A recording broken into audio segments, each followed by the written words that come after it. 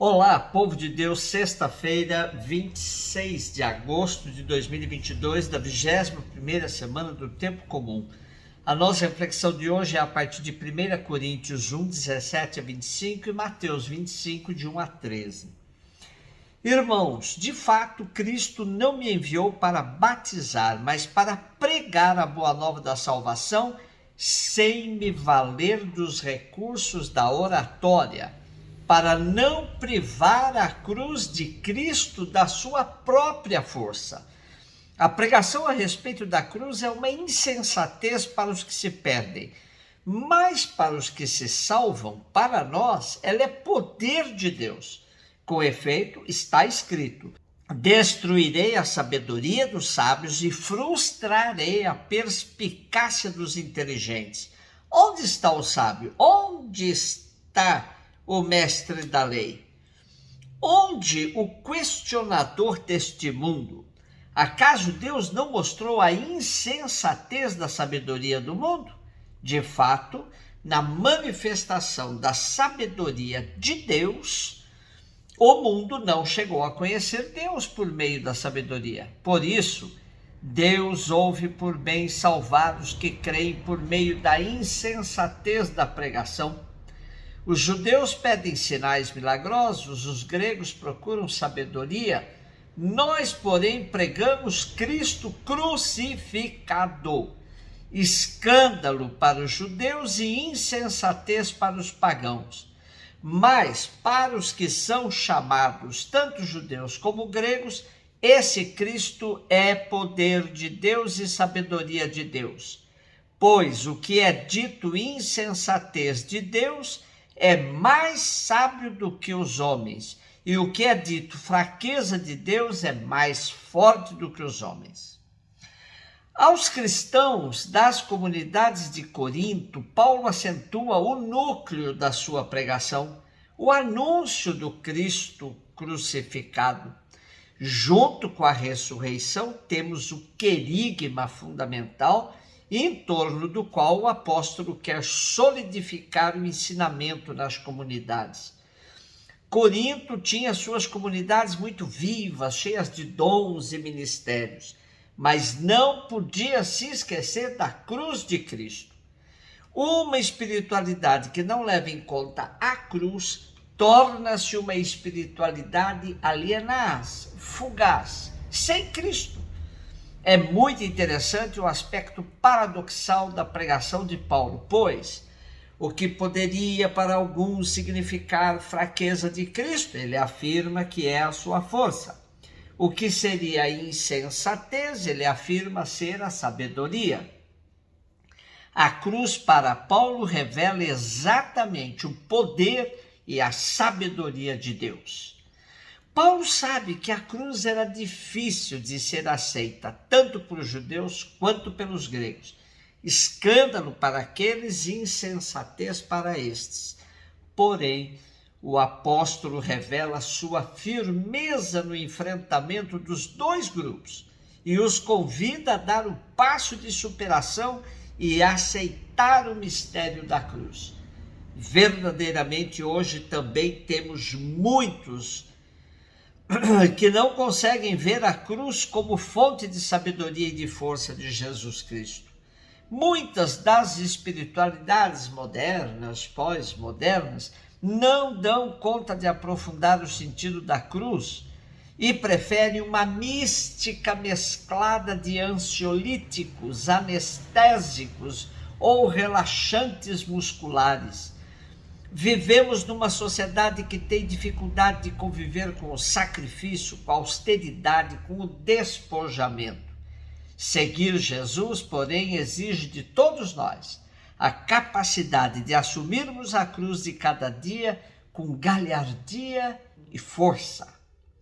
Mateus 25, de 1 a 13, disse Jesus aos seus discípulos esta parábola: o reino dos céus é como a história das 10 jovens que pegaram suas lâmpadas de óleo e saíram ao encontro do noivo. 5 delas eram imprevidentes e as outras 5 previdentes.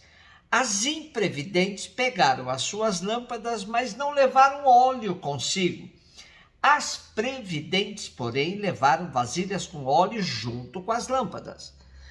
O noivo estava demorando e todas elas acabaram cochilando e dormindo. No meio da noite ouviu-se um grito: o noivo está chegando, ide ao seu encontro.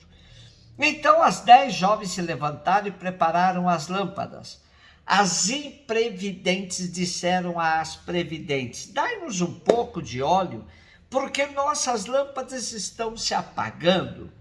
As previdentes responderam: de modo nenhum, porque o óleo pode ser insuficiente para nós e para vós. É melhor irdes comprar aos vendedores. Enquanto elas foram comprar óleo, o noivo chegou e as que estavam preparadas entraram com ele para a festa de casamento. E a porta se fechou. Por fim chegaram também as outras jovens e disseram: Senhor, Senhor, abre-nos a porta. Ele, porém, respondeu: em verdade eu vos digo, não vos conheço. Portanto, ficai vigiando, pois não sabeis qual será o dia nem a hora. Em nossa parábola de hoje, Jesus aparece explicando a importância de manter a esperança viva, ter postura vigilante, sem desanimar-se pela demora do noivo. As primeiras comunidades cristãs do primeiro século tinham expectativas na vinda definitiva do Senhor. Mas como isso não estava acontecendo, o desânimo e a chama de sua fé enfraquecia. O amor dos primeiros tempos ia diminuindo e junto com ele o entusiasmo e o fervor que mantinha viva essa chama. A fé que alentava e comunicava-se a tantas pessoas ia se convertendo num costume, num hábito, mas sem o fervor dos inícios. A esperança decaía e aos poucos se misturava com formalidades, ritos que cada vez tinham menos vida. Ritos que iam se transformando numa rotina, sem novidade alguma. O problema real nem está em cochilar e dormir, porque todas as jovens cochilam e dormem aguardando o noivo. O problema mesmo está na falta do óleo, que provoca a urgência em ir procurá-lo. Manter as lâmpadas acesas é essencial para que as trevas da noite não ofusquem a chegada do noivo. Era da tradição judaica que o noivo, junto com os amigos e familiares, dirigisse à casa da noiva para levá-la à sua casa.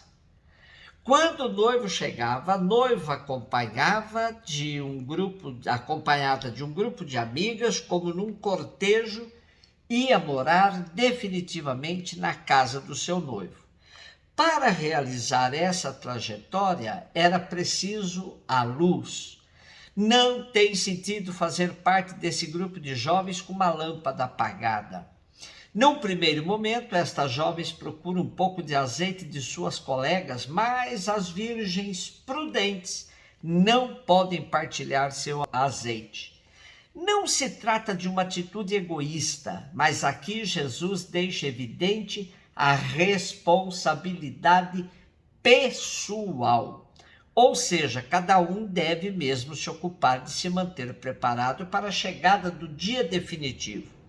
Esse dia será como uma grande festa de bodas para quem estiver preparado e vigilante. A noite simboliza obscuridade, incerteza, até confusão. Para ter clareza, é preciso que o óleo que alimenta a nossa lâmpada sinale o caminho a seguir e seja abundante. As jovens que não são precavidas, quando chega o noivo, ficam sem óleo porque não tinham considerado esta necessidade fundamental, ter óleo suficiente. O fogo do amor deve ser alimentado continuamente. Ele nos ajuda a estar vigilantes, viver de olhos abertos e escolher o caminho acertado. Como disse Jesus, fiquem vigiando, pois vocês não sabem qual será o dia nem a hora. Cada um e cada uma sabe qual é o ponto mais fraco que deve ser fortalecido. Peçamos ao Senhor que nos ajude a ter firmeza permanente e capacidade de discernimento, para não perdermos os momentos de encontros com Ele. Que vivamos nossa fé de tal maneira que ela nunca se transforme em ritos vazios e sem sentido. Somos convidados a caminhar na luz e aumentar assim nossa esperança. Um beijo no seu coração.